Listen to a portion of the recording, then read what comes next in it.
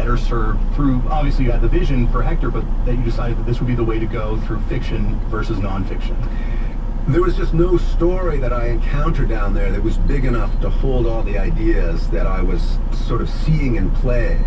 And really there, in a way, they kind of set the agenda. The corn theme is not something I would have naturally wanted to follow, but it was, for one of the characters, it was a huge deal. And, so the main thing for me was,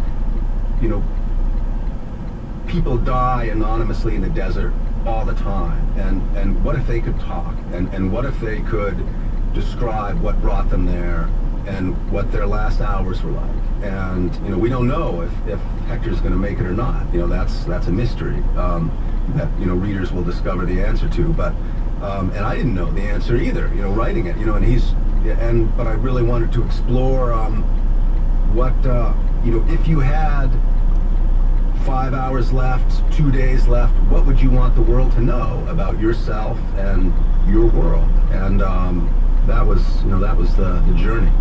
In your other novels you've brought up, in The Golden Spruce and The Tiger, you were interested in the notion of people or animals being forced into corners. Do you think that these situations have kind of forced the people the Hector and the Jaguar's children into a corner? Yeah, that I think partly is where, is an effective narrative engine.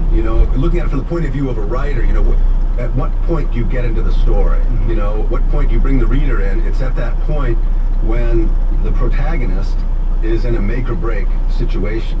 And, Hector in the truck is certainly in a make or break situation. Is he going to make it, or not? And likewise, I do think indigenous farmers in southern Mexico are fighting for their lives and livelihoods right now.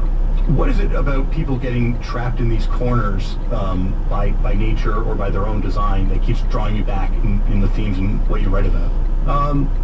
I've thought about that some, and I think one of the themes that goes through all of them is betrayal.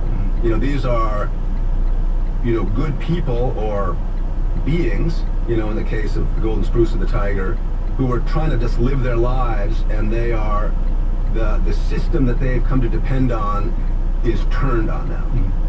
And they then have to adapt to this, really kind of perverted situation. And, it is perverted to go to the border and be afraid that someone might kill you for your organs. It's perverted that someone might kidnap you and say, kill this guy, carry these drugs for us, or we'll go and ransom your family. And these are evil circumstances, but ordinary people are having to contend with this on a daily basis, and we don't know. So with this kind of world of really gritty, horrific realism that you're kind of creating, you're also weaving in myths and legend in the natural world as well.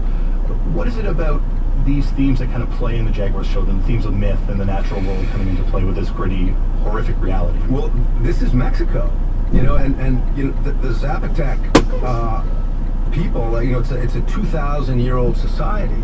And, for them, the jaguar is a totem animal the same way the bear or the orca is for Northwest Coast tribes. And so the jaguar, exists at every level, from the most kind of rarefied and cosmic to the most pedestrian, soccer team being called the Jaguar.